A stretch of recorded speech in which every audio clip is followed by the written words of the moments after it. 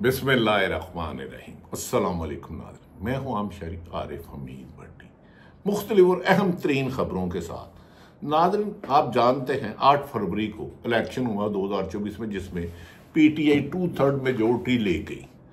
खैर, उसके बाद फराड के एक सिलसिले चले। अब महसूस नशिस्तों पर सुप्रीम कोर्ट के फैसले के बाद पाकिस्तान तहरीक इंसाफ PTI का पलड़ा रोज बरोज अब मुसलसल भारी होता चला जा रहा है।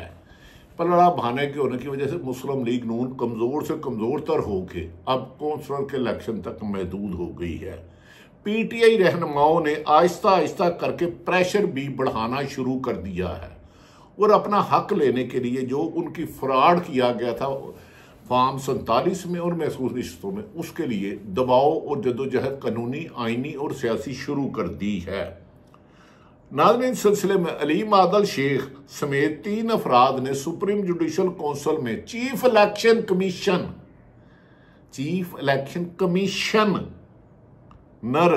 कमिश्नर और इलेक्शन कमीशन के अरकान के खिलाफ रेफरेंस दायर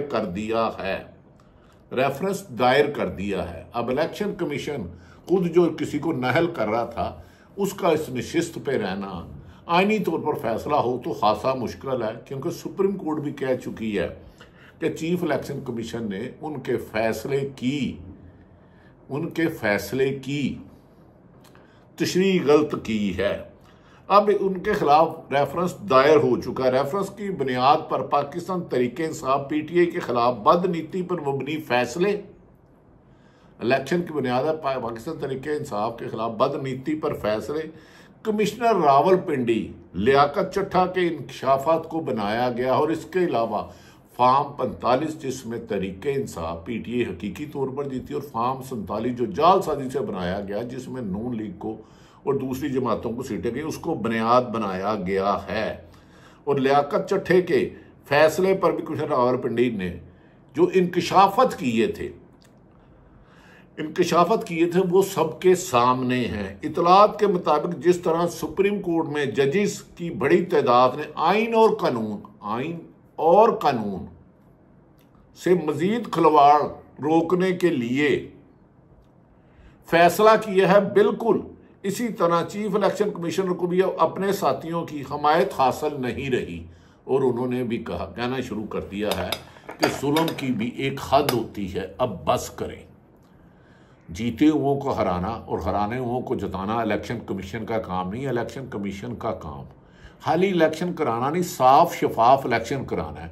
दुनिया की तारीख के सबसे बदतरीन धांधले वाले इलेक्शन मौजूदा चीफ इलेक्शन कमीशन ने 8 फरवरी को कराए।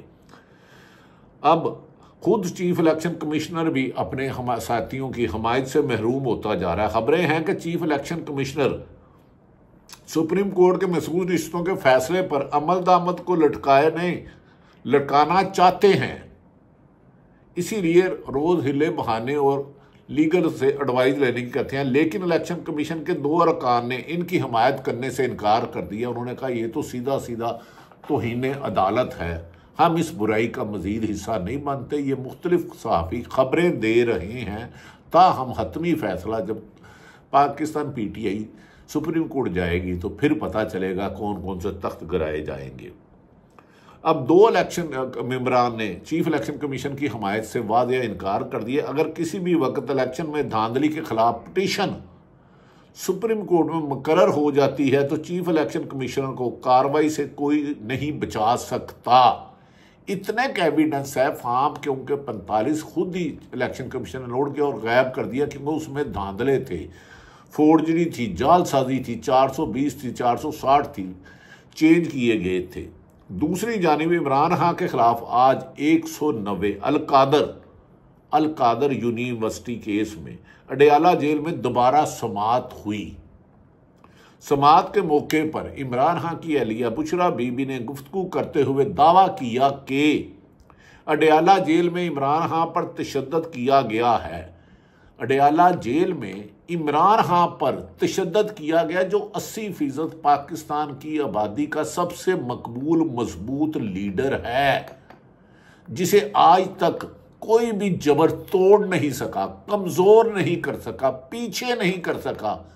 उस शख्स पर जिसने 1992 में वर्ल्ड कप जीता, जिसने 3 कैंसर अस्पताल बनाए, जिसकी दुनिया कदर करती है, जिसने आयन बॉथम जो क्रिकेट का कप्तान था लंदन का, उसको शिकस्त दी, उस पर इमरान खान पर अडयाला जेल में उनकी मिसेज के मुताबिक तशद्दुद किया गया है।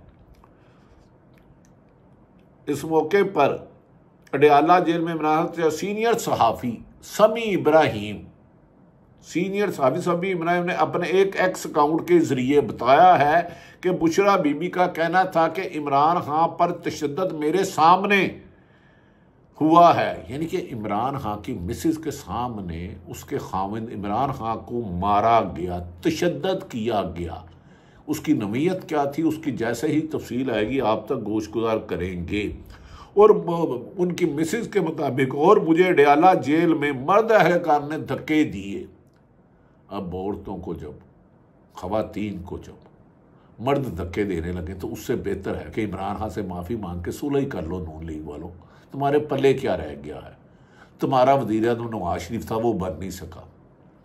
वो 4 साल प्रैक्टिस करता रहा शेरवानी का, एंड पे तुम्हें शिकस्त फाश अवाम ने मुस्तरद कर दिया और तुम्हें फार्म 47 के तहत जताया गया। ख्वाजा आसम जैसी शख्सियत एक बेवा औरत की सीट पर आके बातें कर रहा है, और अब तुम खवातीन को मर्दों से तशद्दुद कराओगे। पहले चादर 4 दीवारी का 2.25 साल से तकद्दस पामाल कर रहे हो, हर बंदे को गिरफ्तार कर रहे हो। अब जेल को भी आप, जो जेल है उसको भी तशद्दुद खाना, अकूबत खाना बना रहे हो। खुदा का खौफ करो। इमरान खान ने भी अडयाला जेल में सहाफ़ियों से गुफ्तगू की है। इमरान खान ने एक बार फिर तरदीद की है कि वो पीपल्स पार्टी और नून लीग से बात नहीं करेंगे, क्योंकि ये जैली मैंडेट है, ये अवाम के वोटरों से नहीं आए, तो इनसे बातचीत करने का फ़ायदा क्या? ये बेख्तियार है, खुद ये बाज़ लोगों के मोहताज हैं जिन्होंने इनके लिए फार्म 47 बनाया। इमरान खान ने कहा कि पीपल्स पार्टी और नून लीग में कोई फ़र्क नहीं, ये रंगबाजी करते हैं। दोनों ही फार्म 47 के जरिए असम्बलियों में पहुंचे हैं और दोनों को अवाम ने मुस्तरद किया है। तो जो अवाम को धोखा दे, अवाम उसके साथ नहीं होती। तरीके अदम एतमाद समेत किसी भी मसले पर पीपल्स पार्टी से कोई बात नहीं होगी। उन्होंने कहा हम अवाम की ताकत और कानून की ताकत से इक़्तिदार में आएंगे, साजिश से नहीं। इमरान खान ने कहा कि हमारी हुकूमतें ख़त्म करने के बावजूद उन्होंने 90 दिन में इलेक्शन नहीं कराए, मगर आर्टिकल 6 तो इन पर लगता है जिन्होंने 90 दिन में इलेक्शन नहीं कराए। ये तो पाकिस्तान के तमाम आईनी माहिरीन, जज और वकला इस बात पर मुत्फिक है कि 90 दिन में इलेक्शन ना कराना आर्टिकल 6 लगता है और इनकी सजा भी है। दूसरी जानिब आज मुफ्ती तकी उस्मानी साहब ने ताजर बरादरी से खिताब किया है। आलम दीन मुफ्ती मोहम्मद तकी उस्मानी साहब ने कहा है कि हम IMF के गुलाम बन चुके हैं, गुलाम दर गुलाम है, और चंद ख़ानदान, 2 ख़ानदान तो हमें 40 साल से पाकिस्तान में गुलाम बन रहे हैं। IMF तो फिर तीसरी ताकत है। ऐसी तरीक जो गुलामी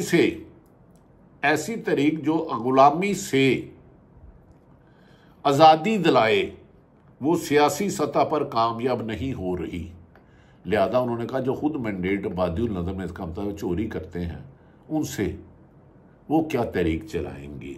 वो सियासी सतह पर कामयाब नहीं हो रही। अवाम खड़े हो जाएं और हुकूमत घुटने टेकने पर मजबूर हो जाएगी, क्योंकि मौजूदा हुक्मरान अपने ख़ानदानों को अरबपति बनाने में दिन रात मेहनत कर रहे हैं और अवाम 2 वक्त की खाना नहीं खा रहे।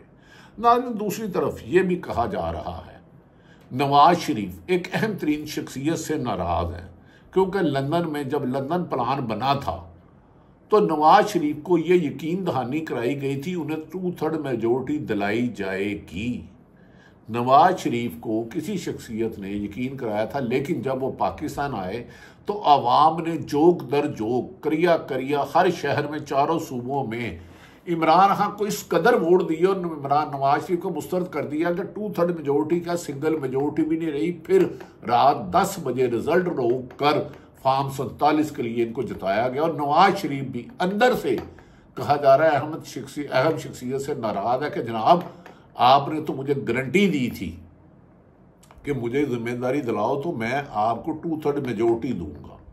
अब इसीलिए मरियम नवाज ने भी चंद रोज कबल अदलिया को सख्त चैलेंज किया और कहा आनी राड से निबड़ा जाएगा, आईनी राड से निबड़ा जाएगा, क्योंकि उन्हें भी पता है उनकी हुकूमत भी डगमगा रही है, उनका जहाज क्रैश होने वाला है, पायलट अंदर हो चुका है, यानी कि शहबाज शरीफ से हुकूमत नहीं संभल रही, ये हुकूमत जाने वाली है। इसीलिए कभी एमरजेंसी की बात की जाती है, कभी मार्शल्ला की, जबकि आपको बैरूनी ताकतें आप पर एतमाद नहीं कर रही। सऊदी अरब आप पर एतमाद नहीं कर रहा, यूएई आप पर नहीं कर रहा। चीन ने सख्त नाराजगी का इजहार किया है कि उधर तो हमारे लोग ही महफूज नहीं है, हम अपनी फोर्स भेजेंगे। अमेरिका ने नहीं दिया। तो इस वक्त हुकूमत अवाम की नफरत का भी शिकार है और इंटरनेशनल बैनुल अक़वामी तौर पर भी सख्त नापसंदीदा ये हुक्मरान है। तो इनकी हुकूमत हो गई। नाज़रीन, ओन चौधरी सलमान अकरम राजा जैसे बाकिरदार और क्रेडिबल शख्सियत से कैसे जीता है, बहुत बड़ा फ्रॉड है। ओन चौधरी किसके करीब क्यों हुआ, ये इसके पीछे भी एक बहुत बड़ी लंबी दास्तान है। ओन चौधरी तो काउंसलर नहीं हो सकता था। सलमान अकरम राजा, जिसकी अदलिया में भी बेपराह एहतराम है, जिसने ये 2 साल फसादियत का जबर का मुकाबला किया, उसे ओन चौधरी कैसे हरा सका, इसमें बहुत लंबी कहानी है। ओन चौधरी का तो करैक्टर भी कैसा है ये सब दुनिया जानती है। अच्छा है या बुरा मैं ये नहीं कहता, लेकिन वो तो सलमान अकरम के राजा के मुकाबले में एक वार्ड नहीं जीत सकता था। अब दूसरी तरफ शहबाज नवाज शरीफ भी अहम शख्सियत से नाराज है, इसीलिए ये र्यूमर आना शुरू हो गई है कि आज क्या दूसरी तरफ बनू में तशवीशनाक सूरत हाल है। अल्लाह इस पाकिस्तान की हिफाजत करे और हर मुहिब्बे वतन पाकिस्तान की हिफाजत करे। नाज़रीन, कहा जा रहा है बाज़ जिम्मेदारियां एक से लेकर दूसरे को दी जा रही हैं। हारून रशीद साहब के मुताबिक 1-2 रोज़ कबल मीडिया मालकान को बुलाया गया और उन्हें कुछ हदायत दी गई और सोशल मीडिया पर तहफ़्फ़ुज़ात का इजहार किया गया। नाज़रीन, सोशल मीडिया क्या हो, नेशनल मीडिया, सोशल मीडिया, कहीं पर भी झूठ नहीं बोलना चाहिए, कहीं पर भी गलत बयानी नहीं करनी चाहिए। अखलाकी और हमारा मज़हब और हमारा कानून कहता है किसी भी करैक्टर असैसिनेशन बिला वजह नहीं करनी चाहिए। आप सोशल मीडिया के पीछे पड़े हैं, सोशल मीडिया का कोई इख्तियार नहीं एक इंसान की भी तजलील करे, मुझे भी किसी के बारे में बगैर बिला वजह कोई बात करूं, एक शख्स के बारे में भी, चाहे वो आम शहरी मजदूर है, किसान है, रेहड़ीबान है, तालिब इल्म है, कोई भी है। लेकिन आपने तो नेशनल मीडिया की क्रेडिबिलिटी ज़ीरो करा दी। आप ना सिर्फ लोगों को नौकरी से निकालते हैं, ये मौजूदा हुकूमत मरियम नवाज और नवाज शरीफ, बल्कि अपने बंदे उधर भेजते हैं और वो फिर नेशनल मीडिया पर इतना झूठ बोलते हैं, इतना झूठ बोलते हैं कि सच को तलाश करना नामुमकिन हो गया है। इमरान खान ठीक कहते हैं कि वो इंतकाम नहीं लेंगे, लेकिन मुल्क लूटने वालों के साथ कोई रियायत नहीं की जाएगी। मुल्क में आके वही फैसला करेगा जो आपका नुमाइंदा हो, जिसे अवाम मुंतहिब करे।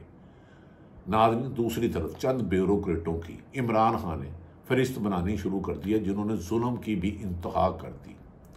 नजम सेठी साहब कहते हैं उन्हें भी यह हुकूमत ठहरती हुई नजर नहीं आती।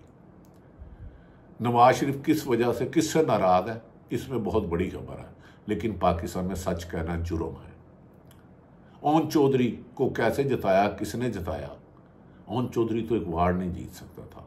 इमरान खान एक हकीकत बन चुका है, उसको माइनस करने वाले खुद माइनस होते जा रहे हैं। एक ही है कि अवाम की हकीकत मान लो, सच बोलना शुरू कर दो, रिज़्क़ हलाल कमाओ, टैक्स पूरा दो, किसी इंसान की हक तलफी ना करो, आइन और कानून के मुताबिक पाकिस्तान को चलाओ। इसी में पाकिस्तान की खुशहाली और तरक्की है। अल्लाह पाकिस्तान का हामी और नासिर हो। अपना और पाकिस्तान के लिए दुआ गो रहे।